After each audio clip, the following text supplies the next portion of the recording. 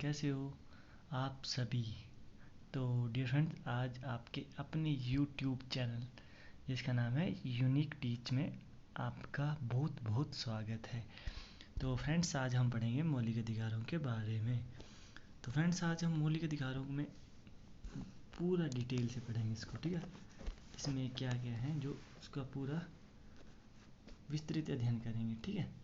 तो देखो dear friends, आज हम पढ़ेंगे भारत के संविधान, जो हमारा अनुच्छेद है 12 से लेके 35 तक। तो इसमें किसका वर्णन किया है? मौलिक अधिकारों का, ठीक है। तो अपने याद रखना है कहाँ से कहाँ तक, 12 से लेके 35 तक। तो डियर फ्रेंड, आप याद रख सकते हो 12 साल का बच्चा क्या हो जाता है? जवान होने लगा पड़ता है ना। तो 35 में क्या हो जाता है? बूढ़ा। तो आप याद रख सकते हो बूढ़ा क्या मतलब, ऐसे जवानी उसकी ढल जाती है। तो आप याद रख सकते हो कि 12 से लेके 35 तक किसका वर्णन है? मौलिक अधिकारों का, ठीक है। तो मौलिक अधिकारों का फर्ज वही कर सकते, अधिकारों के बारे में वही जान सकते हैं ना जो स्ट्रोंग है, उसको पता होगा, ठीक है। 12 से लेके 35 तक। तो ये देखिए डियर फ्रेंड्स, अब देखिए हमारे मौलिक अधिकार उस टाइम 7 थे 1978 से पहले, ठीक है। तो अभी जो करंट में 6 हैं। तो देखो सातवां जो मौलिक अधिकार था उसको किस संशोधन में हटाया था? तो वो था 44वां। कौन सा संशोधन? 44वें संविधान संशोधन। कब हुआ था? 1978 में। कब हुआ था? 1978 में। तो उस टाइम किसकी सरकार थी? तो उस टाइम थी मोरारजा देसाई की सरकार थी, ठीक है। किसकी सरकार थी? मोरारजा देसाई की सरकार। तो उस टाइम जो सातवां अधिकार था वो कौन सा था? संपत्ति का अधिकार, ठीक है। तो संपत्ति के अधिकार को हटा दिया गया था, ठीक है। तो ये आपने याद रखना है। उस टाइम कौन सा अनुच्छेद था वो? 300A के अंतर्गत, मतलब अब उसको कौन सा अधिकार बना दिया गया है? वैधानिक। कौन सा? वैधानिक मतलब लीगली राइट। अगर आपसे पूछता है कि संपत्ति का अधिकार अब कौन सा अधिकार बना दिया गया, तो आपने बताना है वैधानिक मतलब लीगली राइट है, ठीक है। तो डियर फ्रेंड्स, आप देखिए मौलिक अधिकारों के बारे में जो किस भाग में बताया गया। तो आपसे कई बार पूछ लेगा कि वो मौलिक अधिकार किस भाग में, तो कई वो दे देंगे 1 2 3 ऑप्शन दे देंगे, भाग 1, भाग 2, भाग 3, भाग 4। तो आपने याद रखना कि भाग 3 को भारतीय संविधान का मैग्ना कार्टा कहा जाता है। तो भाग 1 जो है वो संघ और राज्य के बारे में बताया गया है, और भाग 2 में हमारा ये आता है हमारा नागरिकता के बारे में, और भाग 3 में ये हमारे मौलिक अधिकारों के बारे में बताया है। तो आपने याद रखना है भाग 3। कौन? भाग 3, ठीक है। तो ये आपने याद रखना है। ये हमारा जो मौलिक अधिकार है वो किसका कहाँ तक बना है? 12 से 35। तो अब हम जानेंगे कि 12 पहले हम 12 के बारे में जानेंगे, ठीक है, और उसके बाद 13 के बारे में। और आपको पता है कि समानता का अधिकार जो 14 से लेकर 18 तक स्टार्ट होते हैं, पर उससे पहले भी कुछ मौलिक अधिकार हैं जैसे 12 और 13, ठीक है। तो आपको 12 और 13 का भी पता होना चाहिए कि कई बार पूछ लेता है कि 12 और 13 में क्या दिया है, तो आपने याद रखना है, ठीक है। अनुच्छेद 12 में किसके बारे में वर्णन किया है? अनुच्छेद 12 में राज्य की परिभाषा। तो आप 2 को ऐसे याद लगा सकते हो, और देखो 2 को ऐसे मिल रहा है, तो आप याद लगा सकते हो कि 12 में क्या दिया है? राज्य की परिभाषा, ठीक है। और जो हमारे ये मौलिक अधिकार है, जो ये ऊपर मतलब इनकी प्रकृति कैसी है? तो इनकी प्रकृति कैसी है? निषेधात्मक मतलब प्रोहिबिशन, ठीक है। तो आपने याद रखा, कोई कई बार आपसे पूछ लेते हैं ये मौलिक अधिकार की प्रकृति कैसी, मतलब नेचर कैसा है, तो आपने बताना निषेधात्मक, ठीक है। तो ये हो गया हमारे पास 12 में किसका वर्णन किया है? राज्य की परिभाषा के बारे में। तो आपने याद रखना है इसका 12 में किसका वर्णन किया? राज्य की परिभाषा के बारे में दिए गए। और अनुच्छेद 13 जो है वो दी है न्यायिक पुनरावलोकन, ठीक है। मतलब न्यायिक जो होगा जस्टिस, मतलब कि जैसे कोई अवलोकन मतलब कि कैसे कुप्रथा है जो मतलब वो मतलब उसको देखना कि कोई ऐसा नहीं कि वो मतलब समाज की दृष्टि से अनुकूल नहीं है, तो मतलब उसका न्यायिक पुनरावलोकन कर सकते हैं, ठीक है। तो ये मतलब सुधार से संबंधित समझ लो आप, जैसे कुछ कुप्रथाएं जैसे देश में होंगी तो उसकी पुनरावलोकन कौन करेगा? न्यायिक पुनरावलोकन। तो ये हमारे किस अनुच्छेद में दिया है? अनुच्छेद 13 में। कौन से अनुच्छेद में? अनुच्छेद 13 में न्याय करूँगा पुनरावलोकन। तो इस तरीके से आप याद रख सकते हो कि अनुच्छेद 13 में किसका वर्णन है? न्यायिक पुनरावलोकन। तो ये तो हमने पढ़ लिया है अभी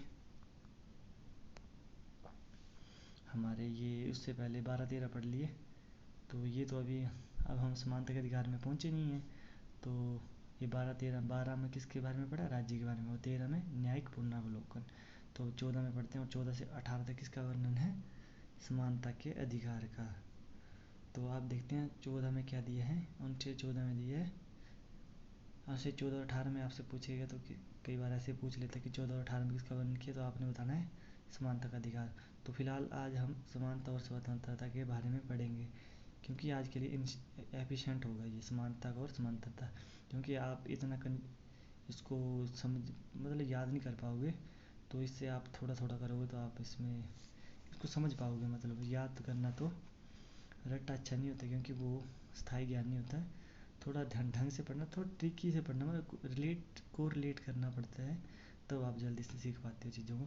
तो ये हमारा आ गया अनुच्छेद 14। 14 में किसके बारे में वर्णन किया है, विधि के समक्ष समानता।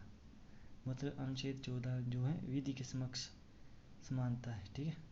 तो हमने याद रखना कि अनुच्छेद 14 में क्या दिया है, विधि के समक्ष समानता। मतलब सभी जो सभी लोग होंगे वो कैसे होंगे, विधि के समक्ष समानता। मतलब जैसे सुप्रीम कोर्ट हो गया, तो कोई हो गया जैसे बड़ा पद हो गया, तो उसके समक्ष सभी लोग जो क्या होंगे, वो होंगे समान। क्या होंगे, समान, ठीक है। और ये जो विधि के समक्ष समानता है ये कहाँ से ली गई है, ये ली गई अपनी यूएसए से, संयुक्त राज्य अमेरिका से।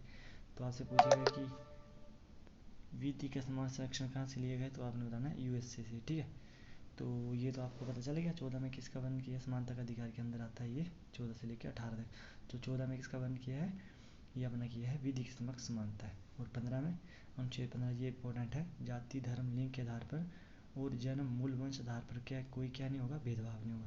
तो ये आपको याद रखना कि जाति धर्म लिंग के आधार पर जन्म मूल वंश आदि पर कोई भेदभाव नहीं होगा। तो आपसे पूछ लेगा कि जो कौन सा अनुच्छेद है जो जाति धर्म लिंग के आधार पर भेदभाव नहीं करता, तो आपने बताना है अनुच्छेद 15, जाति धर्म लिंग और जन्म मूल वंश के आधार पर, ठीक है, कोई भेदभाव नहीं किया जाएगा, ठीक है।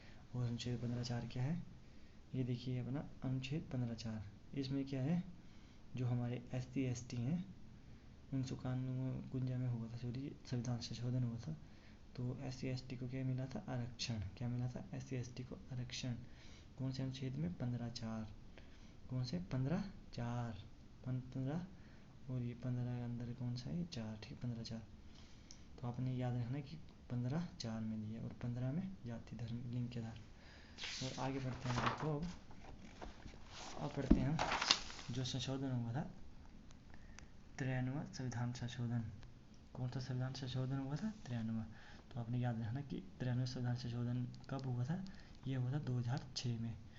और कौन सा अनुच्छेद है, अनुच्छेद 15(5), 15(5) वो 4 था, उसमें क्या था, उसमें दिया था SC ST को आरक्षण।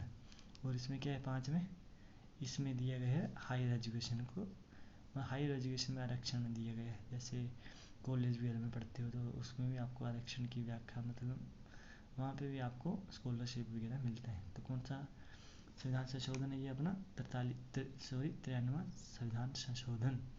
तो आपने याद रखना है कि कौन सा संविधान संशोधन है जिसमें हायर एजुकेशन में जो आरक्षण दिया है। तो आपने याद रखना अनुच्छेद 15(5) में, ठीक है। और उसके बाद अनुच्छेद 16 पढ़ते हैं, 16, ये आपके लिए ये इम्पोर्टेंट है, क्योंकि अनुच्छेद 16 में क्या दिया है, जो कि सरकारी जॉब्स में सभी को क्या मिलेगा, समान अवसर। जैसे कि सभी को आप कोई भी पेपर फॉर्म भर सकते हो, तो ये आपको कौन से अनुच्छेद में मिलता है, रोजगार, सॉरी ये अनुच्छेद 16 में मिलता है। तो रोजगार में क्या, सभी को समान अवसर दिए जाएंगे कि आप किसी जॉब के लिए अप्लाई कर सकते हो। तो कौन सा अनुच्छेद है, 16, अनुच्छेद 16। और उसके बाद ये अनुच्छेद 16(3) दिया है, इसमें क्या दिया गया है, तो यह अनुच्छेद 16(3) में दिया गया है, राज्य निवास के आधार पर भेदभाव किया जा सकता है, ठीक है। जैसे कि आप कहीं जाते हो, जैसे हिमाचल का बंदा जाता है उत्तर प्रदेश में, तो वहाँ पे राज्य निवास के आधार पर भेदभाव किया जा सकता है। आपको थोड़ा ये कन्फ्यूज़ है, पर आपको याद रखना, ठीक है। 16(3) में क्या दिया, राज्य निवास के आधार पर कोई भेदभाव नहीं किया जाएगा। उसके बाद हम पढ़ेंगे 98वां संविधान संशोधन। ये संविधान संशोधन सभी इम्पोर्टेंट है, तो आपने याद रखना है। जैसे 44 में पढ़ा, संपत्ति के बारे में दिया था, और ऊपर ये अपना 93वां संविधान संशोधन है, इसमें हायर एजुकेशन में आरक्षण दिया गया। 98 में देखो क्या दिया है, 98वां संविधान संशोधन। इसमें अनुच्छेद 37 कर्नाटक में जो कर्नाटक का जो राज्यपाल है उसको क्या दी मिली है, विशेष शक्ति मिली है। कौन सा, 98वां संविधान संशोधन। तो ये कमेटी आपको याद रखनी है। नीचे काका कालेकर आयोग, कौन सा, काका कालेकर आयोग। इसका कब गठन किया गया था, 1953 में। किसने किया था, राष्ट्रपति ने। और ये आपने याद रखना है, ये बहुत इंपॉर्टेंट है। काका कौन सी समिति, काका कालेकर आयोग कब किया गया था, 1993 में गठन किया गया था। ठीक है, तो ये किया गया था पिछड़े वर्गों के लिए, जैसे कि जो कोई गरीब होगा, SC ST होगा, मतलब जैसे जनरल में आरक्षण मिला है अभी, तो जैसे जनरल में आरक्षण मिला है, तो उसी तरह पिछड़े वर्गों के लिए भी आरक्षण दिया जाना चाहिए। ठीक है, पर इस पे ऊपर ज़्यादा फोकस नहीं किया गया। ठीक है, पर आपको याद रखना कि काका कालेकर आयोग किससे संबंधित है, तो आपने बताना पिछड़े वर्गों के लिए जो रिजर्वेशन मिलता है उसके बारे में दिया है। ठीक है, तो आपको पता होना चाहिए कि OBC को कितना आरक्षण दिया है। OBC को मिलता है हमारा केंद्र में जो 27% मिलता है, और ये सेंटर देती है भारत सरकार। और SC को मिलता है 15%। मतलब आप ऐसे याद रख सकते हो, SC को 15, और ST का आधा, 15 का आधा कितना होता है, 7.5। तो इस तरह कोरिलेट कर सकते हो कि ST को भी आरक्षण 7.5 और इसको SC को 15%, और ये अपना OBC को 27%। ठीक है, तो इस तरह से चीज़ें रिलेट कर सकते हो आप। आगे देखते हैं हम। अब तमिलनाडु में देखो कितना आरक्षण मिला है। तमिलनाडु में 69% दिया गया आरक्षण। देखो, सामान्य को 50%। ठीक है, मतलब कि अदर स्टेटों में 50% दिया गया, पर यहाँ पे कितना दिया आरक्षण दिया गया सामान्य, मतलब 69, कितना आरक्षण दिया गया। ठीक है, तो आपने याद रखना है कि तमिलनाडु में 69% आरक्षण दिए गए। उसके बाद हम पढ़ेंगे अनुच्छेद 17 के बारे में। 17 के बारे में क्या दिया है, जो छुआछूत होंगे और अस्पृश्यता का अंत, मतलब जो छुआछूत के साथ जो भेदभाव होता था उसका अंत किया गया। कौन से, मतलब अनुच्छेद कौन सा, 17 आपने याद रखना है। ठीक है, जो मतलब उस टाइम भेदभाव होता था SC ST वालों के साथ, तो ये अनुच्छेद 17 में दिए गए। ठीक है, अनुच्छेद 18 जो उपाधियाँ मतलब होंगी उनको ख़त्म कर दिया गया। कौन से अनुच्छेद में, 18। जैसे मतलब कुछ को छोड़ के, जैसे शिक्षा होगी और एक सैनिक हो गए, इनको छोड़कर सभी उपाधियों का अंत कर दिया गया। ठीक है, और डॉक्टर वगैरह भी होते हैं, उनको छोड़ के सभी उपाधियों का अंत कर दिया गया। जैसे कि आप कहीं किसी लीडर को जैसे कोई मतलब उपाधि मिलेगी तो उसका भी अंत कर दिया गया। कौन से अनुच्छेद में, 18 में। सिर्फ शिक्षा और सैनिक जो होते हैं, और डॉक्टर को भी छोड़ के शायद। उसके बाद देखते हैं, ये हमने पढ़ा अभी कौन सा, समानता के बारे में। तो आपने याद रखना कि 14 में क्या क्या पढ़ा आपने 12 से पढ़ा आपने राज्य के बारे में। ठीक है, तो आपको थोड़ा पता होना चाहिए राज्य के बारे में। और 13 के बारे में पढ़ा आपने, 13 के बारे में पढ़ा आपने न्यायिक पुनरावलोकन। ठीक है, और 14 में आपने क्या पढ़ा, अनुच्छेद 14 में आपने क्या पढ़ा, 14 में पढ़ा विधि की समक्ष समानता। और 15 जाति के आधार पे जो होगा भेदभाव नहीं होगा। ठीक है, और वो 15(3) में आपको क्या मिला, रिजर्वेशन। ठीक है, रिजर्वेशन। और ये इस तरह आप याद रख सकते हो। ठीक है, उसके बाद बोलते हैं स्वतंत्रता का अधिकार। कौन से अनुच्छेद में दिए, अनुच्छेद 19 से 22। ये हमारा कौन सा मौलिक अधिकार है, दूसरा। पहला समानता का, दूसरा स्वतंत्रता का। कहाँ से कहाँ तक, संविधान का अनुच्छेद 19 से 22 तक। ठीक है, तो देखो 19(1) में क्या दिया है, भाषण और अभिव्यक्ति की स्वतंत्रता। मतलब कि ये देखो आप, जैसे कि freedom of speech and expression की स्वतंत्रता दी गई। कौन से, अनुच्छेद 19(1) में। और सूचना का अधिकार कब बनाया गया इसको, जो फ्रीडम होती है एक्सप्रेशन की, सूचना का, ये दिए गए। सूचना का अधिकार कब बना था, अभिव्यक्ति का, 2005 में। पूरी डिटेल से आप इसको पूरा कई बार डेट्स पूछ लेते तो आपने क्या देखना कब बनाया था, 12 अक्टूबर 2005 में इसको लागू किया गया था। तो कई बार पूछ लेता है कि सूचना का अधिकार कब बनाया गया था, तो आपने याद रखना 12 अक्टूबर 2005 को। उसके बाद पढ़ेंगे अनुच्छेद 20। देखो अनुच्छेद 20 में क्या होता है, जब उसने अपराध किया है तो उसके आधार पर बनाए गए कानून के आधार पर सज़ा दी जाएगी। जैसे कि अब अनुच्छेद 20 है, जब उसने अपराध किया है, जैसे कोई मतलब कि जैसे उसने महीना पहले अपराध किया था, ठीक है, तो उस टाइम कुछ कानून था कि मतलब व्यक्ति को ऐसी सज़ा मिलेगी। और ऐसा होता है कि जब वो थोड़ी दिनों बाद वो जो उसने अपराध किया था उसके बारे में कुछ अमेंडमेंट हो गया, तो वो उसको क्या कर दिया, उसमें अमेंडमेंट कर दिया, तो उसके जो नया नियम कानून होगा उसके अनुसार नहीं सज़ा मिलेगी, बल्कि जो पहले जिस टाइम उसने अपराध किया था उसके अकॉर्डिंग उसको सज़ा मिलेगी, जब जैसे उसने पहले अपराध किया था उसके हिसाब से मिलेगी, ठीक है। अनुच्छेद 21 में क्या दिया है, अनुच्छेद 21 में दिए गए जीने का अधिकार, कि सभी को जीने और मरने का क्या है, समान अधिकार है, किसमें, अनुच्छेद में 21 में, ठीक है। तो आपने याद रखना कि अनुच्छेद 21 में कौन सा किसके बारे में दिए गए, तो ये दिए गए जीने और मरने का जो अधिकार है वो अनुच्छेद 21 में, ठीक है, जीने का अधिकार।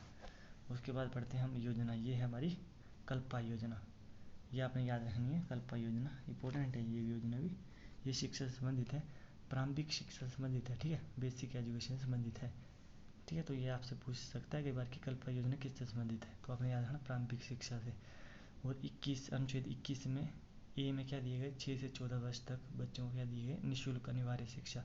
और कौन सा संविधान संशोधन है, ये अपना 86वां संविधान संशोधन कब हुआ था, 2002 में, ठीक है।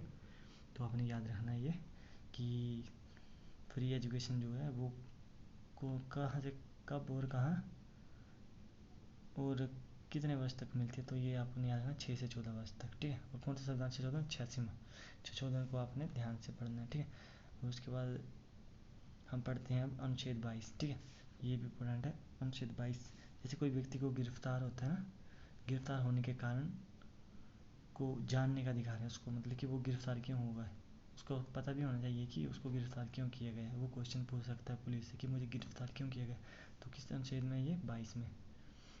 तो 22 में आपने याद रखना क्या है, 24 घंटे के भीतर मजिस्ट्रेट के समक्ष उपस्थित होने का अधिकार है, कि वो मतलब डीसी के सामने क्या होगा, उपस्थित होगा 24 घंटे के अंदर।